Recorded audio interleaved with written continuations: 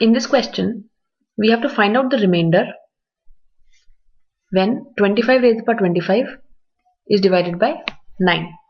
So, like I told you in the concept video also, that you are supposed to bring any kind of exponential, preferably in the form plus or minus 1. So, we have to write it in the form ax plus minus 1 raised to the power n. But if you try to look at this question, so if I think of 9, I can write 25 as 9 plus something, obviously not 9 plus or minus 1, right? So then if I think of 9, another multiple of 9 is 18. So this again will be 18 plus 7, not plus minus 1. Then the next will be 27.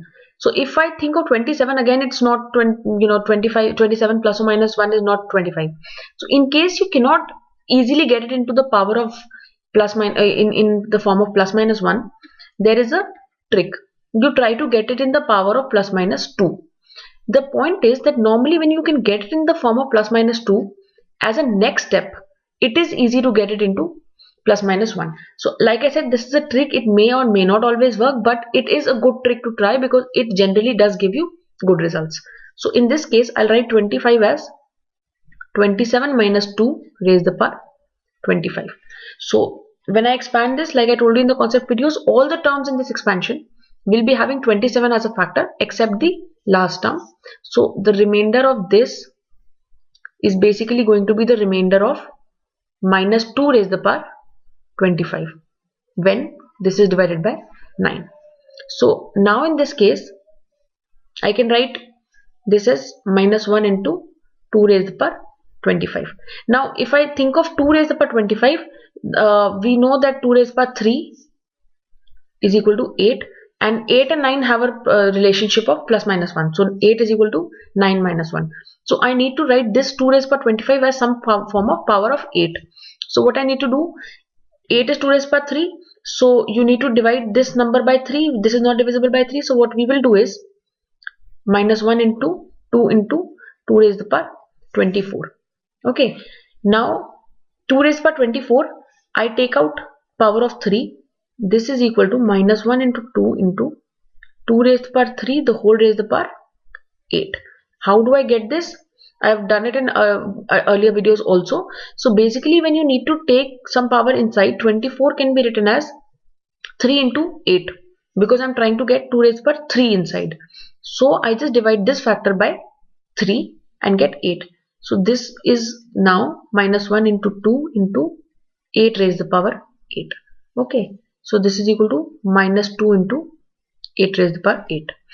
Now, so just to reiterate this concept, what I'm trying to do here, why did I take this 2 out?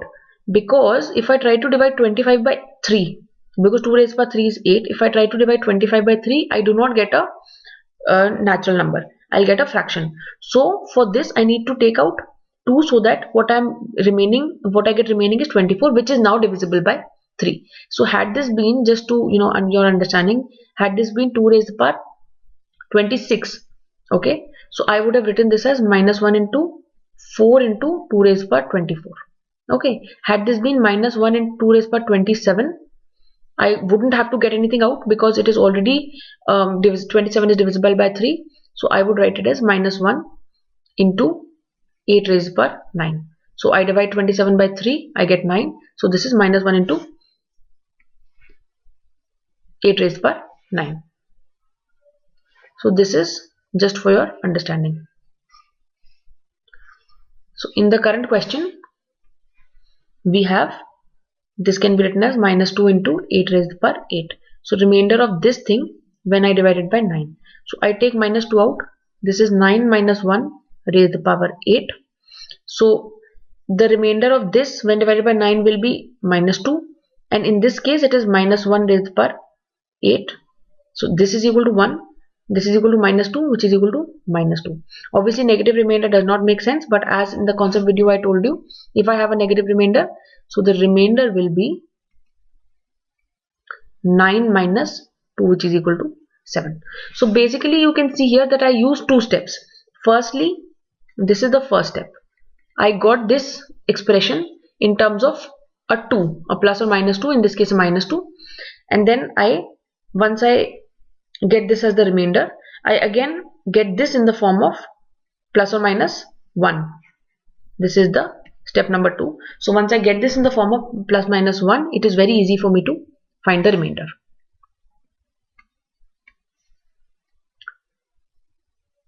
In this question, we are trying to find out 2 raised power 96, the remainder when 2 raised power 96 is divided by 96.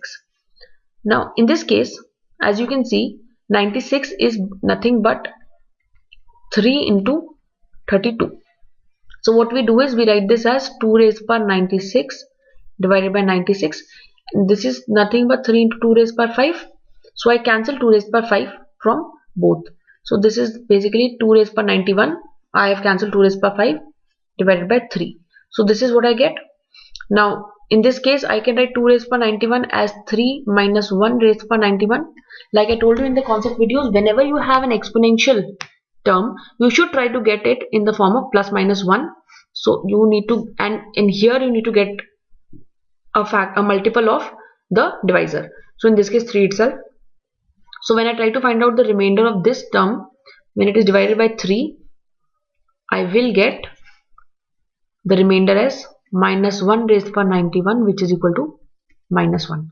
So I get the remainder as minus 1. Now again, like I told you in the concept video, you need to remember that I cancelled out something here. What I cancelled out in these two terms was 2 raised power 5. So now I need to multiply this by 2 raised power 5, which is minus 1 into 32, which is equal to minus 32. Obviously negative remainder does not make sense. So in this case, the remainder will be 96 minus 32, which is equal to 64. So this is the remainder that you get when 2 raised power 96 is divided by 96.